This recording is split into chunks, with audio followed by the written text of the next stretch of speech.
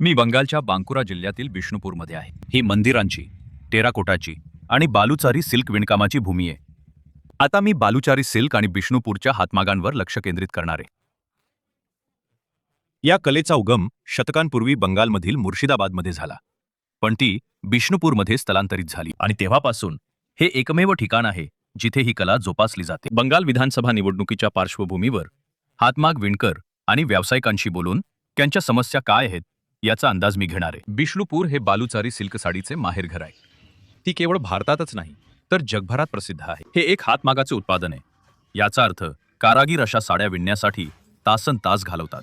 आता बिष्णुपूरमध्ये हे सर्व मी आत्ता जिथे आहे तशाच लहान आस्थापनांमध्ये घडते आणि प्रत्यक्षात एक साडी विणायला अनेक दिवस लागतात.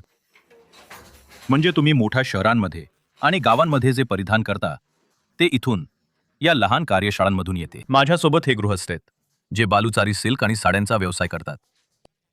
तुमचंच नाव काय आहे? राजू पाल. हे सांगा, आमच्या दर्शकांना समजावून सांगा की आता इथे काय होत आहे, हे काम कशा प्रकारे चालले आहे. तुम्ही बघत आहात ही हँडलूम साडी आहे. पूर्ण बालुचरी होत आहे आणि बालुचरी तर चालूच आहे. तर तुम्ही विचार करा, बिष्णुपूरमध्ये 400 वर्ष तर हे चालू आहे आणि हे प्युअर हँडलूम आहे. पूर्ण जगात ही साडी जाते. बेस्ट क्वालिटी आहे याची. सिल्क आहे, कातन सिल्क आहे. हे जे सिल्क आहे त्याला मलबारी सिल्क म्हणतात, कातन सिल्क म्हणतात. खूप छान क्वालिटी आहे आणि या साडीचा जो बहार आहे, जी लेंथ आहे ती बेस्ट आहे. हे संपूर्ण जगात जातं. तुम्ही साडीवर कोणत्या प्रकारचं मोटिफ बनवता? कोणत्या प्रकारचे मोटिफ असते जस्ट सुरुवातीला जस्ट सुरू झालं होतं. त्यावेळी राजा महाराजांची छबी होती. त्यानंतर रामायण महाभारतातून आलं आहे. आता रामायण महाभारत चालू आहे. पण काही काही साड्यांमध्ये बिष्णुपूरचं जे मंदिर आहे, जोड बांगला, रासमंच, ती सर्व डिझाईन सुद्धा काही काही साड्यांमध्ये काही काही ताती लावत आहेत. हे हातमागाचं काम तुम्ही कधीपासून करत आहात दादा? सांगितलं ना, 20 वर्ष केलं. मध्ये 10-15 वर्ष सोडून दिलं होतं. सोडून दिलं होतं का? सोडून दिलं बाजार डाऊन होता, काम होत नव्हतं, म्हणून निघून गेलो आम्ही. सर, बरं हे सांगा, ही जी साडी आहे ही बनवायला तुम्हाला एक साडी बनवायला किती वेळ लागतो? साडी बनवायला जेवढा हाताचा स्पीड आहे, 3-4 दिवसांचं काम 2-2.5 दिवसात होतं. कुणाला 3 दिवस लागतात, कुणाला 4 दिवस लागतात. आणि तुम्हाला एका साडी मागे मजुरी किती मिळते? मजुरी जी आहे ती डिझाईनवर अवलंबून असते. आम्हाला एका साडीचे 2,000 रुपये मिळतात. एक माणूस एक माणूस नाही, 2 माणसे बरं, तुम्ही दोघे मिळून काम करतो. 2 माणसांना 2,000 रुपये मिळतात. तुमच्या वर्किंग कंडिशन्समध्ये काय फरक आला आहे? तुम्ही ज्या प्रकारे काम करता, तुम्ही इतक्या वर्षांपासून काम करत आहात, काय फरक आला आहे? आता काय चांगलं आहे? सगळे बोलतात फक्त काही होत नाही. तर एकच लाईन चांगली की त्या कामाने आम्ही जगू शकू.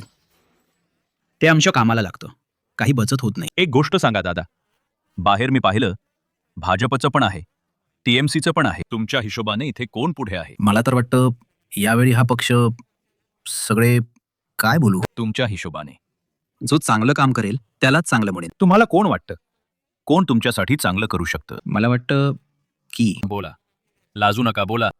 माझ्या मते मी भाजप म्हणेन. तुम्ही तर यांना रोजच्या रोज काम करताना पाहता. मुख्य समस्या काय काय आहेत? इथली मुख्य समस्या आहे जे मजूर कमी होत आहेत. हे जे काम चाललंय ना, या कामात नवीन माणूस येत नाहीये.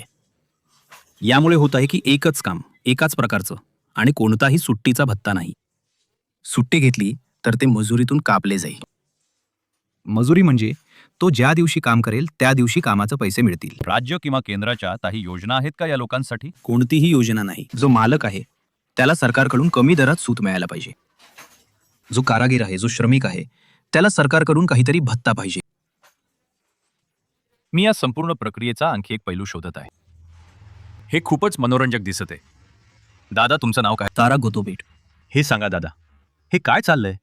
दिसायला खूप छान आणि सुंदर वाटत आहे, पण होत काय आहे? आमची जी बालुचरी, स्वर्णचरी साडी तयार होते त्याचं हे जोडून तयार होत आहे. तर जोडून तयार करण्यासाठी जे खूप सारे खीव किंवा धागे एकेका ठिकाणी तयार करावे लागतात, त्यासाठी हे एक एक फानाली फिरत आहे. हे एक एक फानाली फिरून आम्हाला एकूण जवळपास 2,500 धागे तयार करावे लागतात.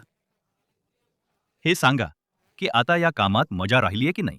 हो, आधी आनंद होता, खूप आनंद होता. आता दिवसेंदिवस आमची कमाई, रोजीरोटी चालवायला खूप त्रास होत आहे. का? आता कच्च्या मालाचे धाग्याचे भाव खूप मोठ्या प्रमाणात वाढत आहेत आणि त्या तुलनेत आम्ही ज्या बालुसरी किंवा स्वर्णचरी साड्या तयार करत आहोत त्या तयार करून आम्हाला तसे पैसे मिळत नाहीत.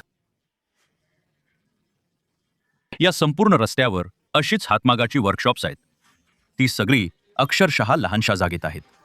पण मी या भागातील राजकारणाबद्दल राजू सोबत थोडं बोलणार आहे. राजू, एक गोष्ट तुमच्याकडून ही पण जाणून घ्यायची आहे. मी तुम्हाला हेही विचारत होतो की तुमच्या मते या लोकांची जी समस्या आहे ती कोण सोडवू शकतं, टीएमसी की बीजेपी? बघा, हे सोडवण्यासाठी तुम्हाला लेफ्टची गरज आहे आणि फक्त लेफ्टच हे करू शकतात अधिक विकास करण्यासाठी.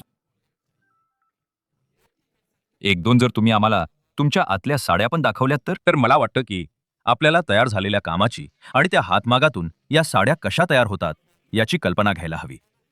तर राजू काही साड्या घेऊन माझ्यासोबत परत आले. राजू, जरा या साडीबद्दल आम्हाला थोडं दाखवा आणि हे काय मोटिफ आहे ते थोडं समजावून सांगा. हे नौका बिलास मोटिफ आहे. राधाकृष्णाची जी कथा आहे तिला या डिझाईनमध्ये नौका बिलास म्हणतात आणि पदरावर राधाकृष्णाचं डिझाईन आहे आणि बॉडीवर जे बघतात ती एक डॉल बुट्टी आहे. यात ती माळ घेऊन आहे आणि पदरावर सुद्धा रामायण महाभारताची कथा आहे. हे पूर्ण रामायण महाभारत. पूर्ण रामायण महाभारताची कथा असते. जेव्हा लेफ्टचं सरकार होतं त्यावेळी दिल्लीत प्रदर्शन व्हायचं. प्रत्येक ठिकाणी प्रदर्शन होतं. त्या प्रदर्शनात जे लोक सहभागी होऊ शकतात, विणकर, विणकाम करणारे, त्यांना एक टाय पेन मिळतो. टाय पेन खूप मिळतो. पण या वेळेत काय होत आहे तेच प्रदर्शन होत नाहीये. प्रदर्शनात कोणी जाऊ इच्छित नाहीये. म्हणून सरकार जी मजुरी देत आहे, एका माणसाला 75 रुपये टाय पेन देत आहे.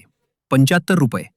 आणि आम्ही लोक जी साडी बनवतो, आम्हाला जो सुता येतो तो सुता कमी रेंजमध्ये मिळाला पाहिजे. आता हा जो सुता येत आहे ना, या सुत्याचा दर 1 किलोला 6,600 आहे आणि जो ताण्याचा आहे तो 6,600, भोवण्याचा आहे 5,400. ते कॉस्टिंग करून आम्ही बघतोय की एका साडीमागे आम्हाला 400 रुपये मिळतात. तर मला वाटतं की खूप महत्त्वाचे मुद्दे मांडले जात आहेत आणि लहान व्यापारी व व्यावसायिक कोणत्या समस्यांना तोंड देतात हे अधोरेखित करणं महत्त्वाचं आहे. कारण इथे तेच मोठ्या संख्येनं आहेत. मोठे व्यापारी कदाचित 4 किंवा 5 असतील. तर त्या अर्थाने इथे समस्या आहेत आणि त्या समस्या दूर करण्याची गरज आहे. आणि या सर्व लोकांनी अगदी स्पष्टपणे सांगितल्याप्रमाणे जी पावले उचलण्याची गरज आहे ती सरकारांच्या समोर आहेत. जे कोणतेही सरकार सत्तेवर येईल अशी आशा आहे की बिष्णुपूर आणि बंगालमधील इतर ठिकाणी राजू आणि सर्व विणकर, लहान व्यापारी आणि व्यावसायिकांसारख्या लोकांसाठी अधिक काहीतरी केले जाईल.